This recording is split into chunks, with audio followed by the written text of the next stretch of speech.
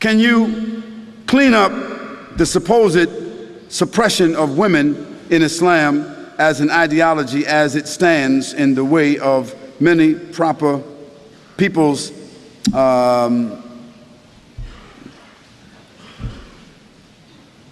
exposure or to Islam? Let me just say this, that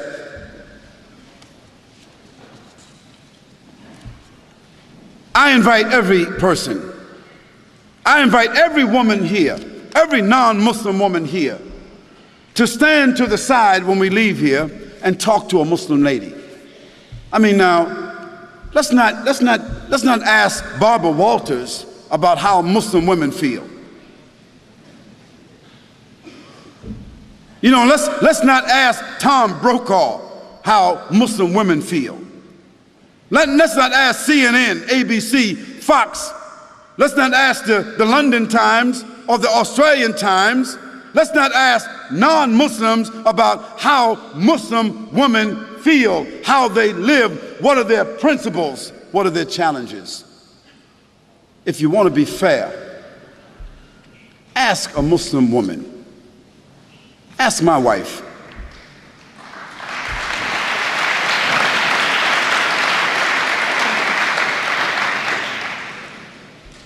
Ask my mother. You see, ask a Muslim woman that knows her religion, who has a relationship with her Creator, who is stable in her society, understanding her responsibilities, her relationships. Ask her. And after that, I think you should be fair, that you don't need to ask someone else. But the problem is, no one really wants to ask Muslim women. We want to take pictures of women in Afghanistan, and pictures of women in Palestine, and pictures of women in Pakistan, and pictures of women over here. And we want to listen to what people say about female circumcision, as if Muslims got women, 1,000, 10, 30,000, 40,000 Muslim women all over the world is being circumcised. Some crazy Steven Spielberg stuff.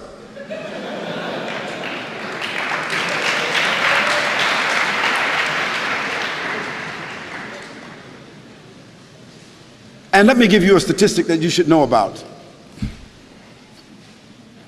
If you take a quota in this room right here, I'll tell you this.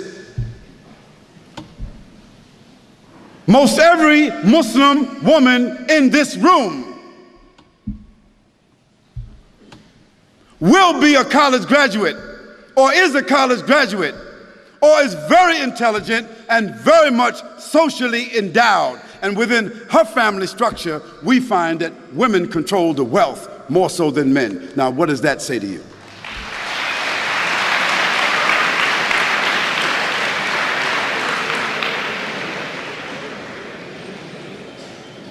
Now, where you find women oppressed, women exploited, women mistreated among Muslims, that is because those Muslims themselves are not representing the principles of the religion. And in every religion, you've got black sheep.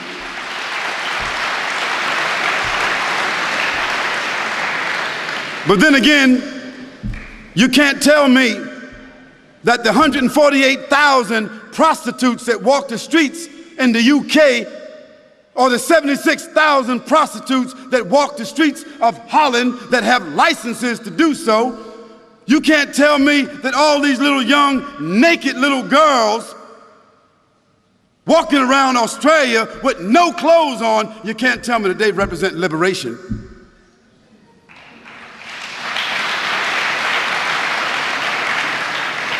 You can't tell me that the 2,350 abortions, murders that take place with these young women, you can't tell me that that represents sophistication. You can't tell me that that represents liberation. You can't tell me that a naked woman sitting on a chocolate bar, A naked woman selling everything, toothpaste, everything. You can't tell me that doesn't represent exploitation. So let's put things in context. Let's talk about things correctly, and let's be fair, and let's be objective. We can talk about that a little bit more if you want to. And let me give you one more statistic. One more. Prostitution, venereal disease, abortion, and pedophilia. And this horrendous number of children being raped and kidnapped that exists in the Western world. It is almost unheard of in the Muslim world.